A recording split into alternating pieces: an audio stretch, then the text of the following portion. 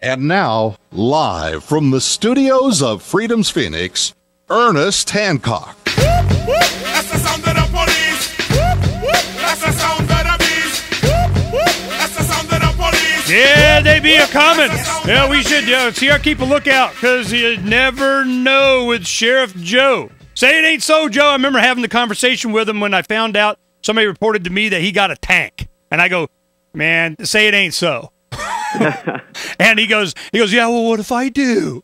You know, and I'm like, can I get in it? Look, I just see it, the firing pin's gone. Can you do me a solid? Can I get that? And he goes, okay, and then they said no. The tank is just so Steven Seagal can be photographed riding around in it with the sheriff. You know what happened? I remember seeing, we got one of the graphics up of a chicken and a tank, and they go, and it's a M109 mobile artillery. I mean, it looks like a tank, you know. And so what happened is there was somebody that was raising chickens for cockfighting, and they wanted a photo op, or they wanted some press, and they went and just SWAT teamed this guy with George Seagal in this tank, and then they went and euthanized all the chickens anyway. That's what they always do, you know. Well, don't get me started on that. I voted against the cockfighting ban, personally. Yeah, it's I feel sorry for the chickens, but hey, you know, I mean, at least they get a fighting chance. A billion of them every day.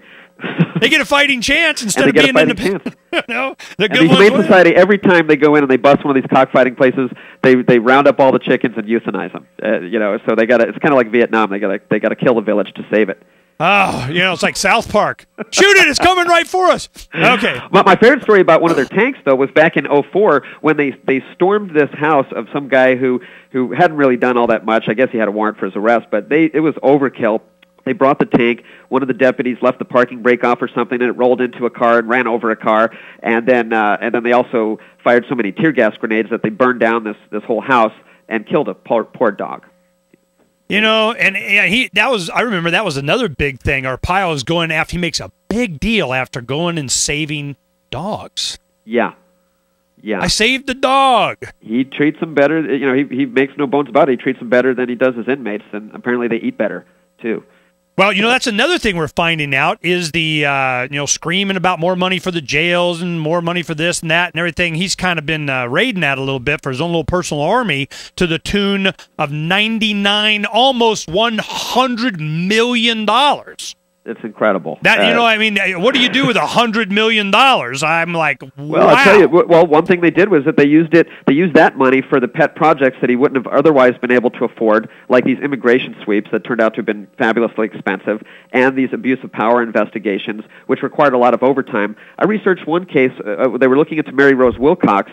And as you know, they tried to charge her. All the charges were dropped. County supervisor. Yeah, she's a county supervisor. I'm sorry, we're not speaking to just a local audience here. But they were looking into County Supervisor Wilcox's emails. It was a fishing expedition. They looked through hundreds of thousands of emails for any dirt they could find, and they never found any. But the way that they funded this was they paid 13 detention officers or deputies $12,000 each in overtime alone, just for that project. So you do the math, it's a ton of money, and this is for nothing. Well, you know why? Because he can. Because he can. You know, just because he can. And that was one thing, because the county supervisors were on his case for all these tens of millions of dollars in lawsuits they keep losing for him killing people in jail and stuff. And all this stuff going on there, and they're, you know, kind of trying to oversee his budget. They're trying to, you know, have some controls on him. And he goes, oh, yeah? Well, I got the power of the gun and the tank and the 50 cal, and I'll just show up at your house and drag your butt out. And I'm going, wow, man, this is, you know, and you just know he's his own worst enemy. You just keep doing that, and I know what's going to happen. Well, who knows? Maybe he'll be reelected in 2012. Of course he will. Of course he will, unless somebody viable runs against him. But this has been a bad time for him. And you know, I know you want to talk about some of this stuff in the limited time. As you said at the beginning, there's so much. But just the last couple of months have been very bad for him. This SCA report came out by the AG's office. This was a criminal investigation. What's SCA stand for? The SCA stands for Sheriff's Command Association, and it was basically a group of his top deputies and some of the rich posse members that they got together, donate money to a secret slush fund that they then used to circumvent campaign laws and fund a really sleazy ad against Arpaio's opponent, Dan Saban. Saban in 2008. And this was the ad, I hope you don't mind, but the ad is a little PG-13 rated. This ad starts off, with Dan Saban. He's running for sheriff. He masturbated on county time. He raped his own. There were allegations that he raped his own adoptive mother, and it was overblown to the hilt. But the interesting thing was that the money that paid for the ad had found this kind of shady way to the Republican Party, and it all tied back to the sheriff's office.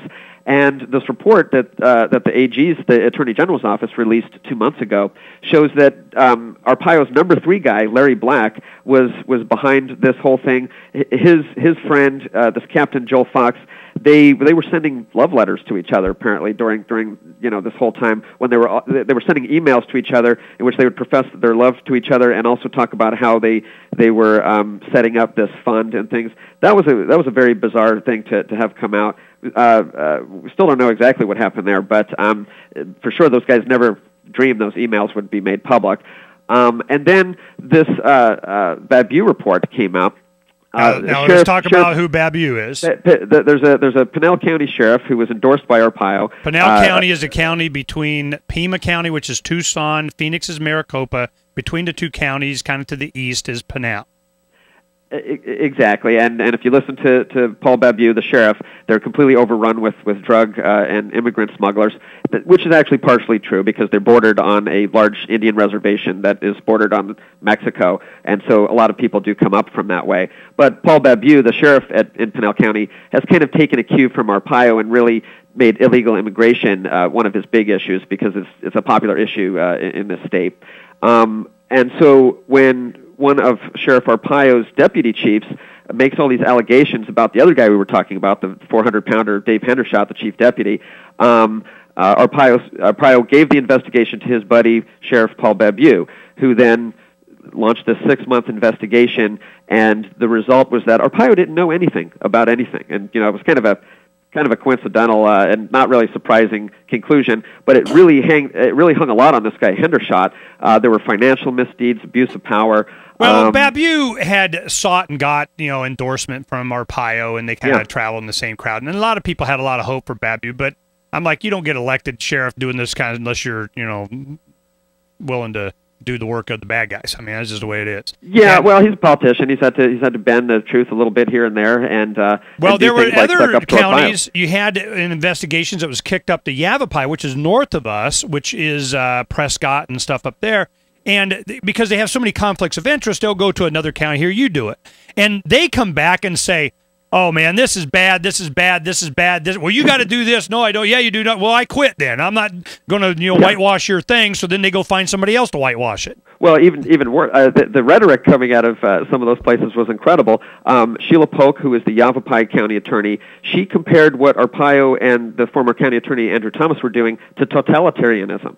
And recently, the Gila County attorney, who had also taken some of these cases and then announced a few weeks ago that she rejected them, her name is Daisy Flores, and she said, listen, we could probably maybe prosecute one of the county supervisors on some of the stuff you dug up, but your actions were so egregious, there was such an abuse of power that we would never be able to prosecute successfully on that. And probably could prosecute you. Well, yeah, if they weren't on such the defensive now, they'd probably be going after these people. But as I was saying, so they've had all this negative news come out. I just wanted to mention that part of what this Babu report mentioned was that they had allowed over 400 sex crimes in a suburban area near Phoenix called El Mirage to basically go under investigated or not investigated over a period of years. And apparently the reason that they didn't want to investigate these crimes were they didn't feel that they were getting enough publicity for them. And there's not enough subsidy for immigration, some grant from somebody, or drugs that they get from the federal government. We're socially and economically engineered by the man at every level, including law enforcement. And this is what happens. And it's all crafted and who gets targeted and what because of how it benefits the guy with the big shiny badge and the always available gun. Yeah, and some of those guys with guns are working for the cartels. And when we come back, we'll talk about that. You stay right there.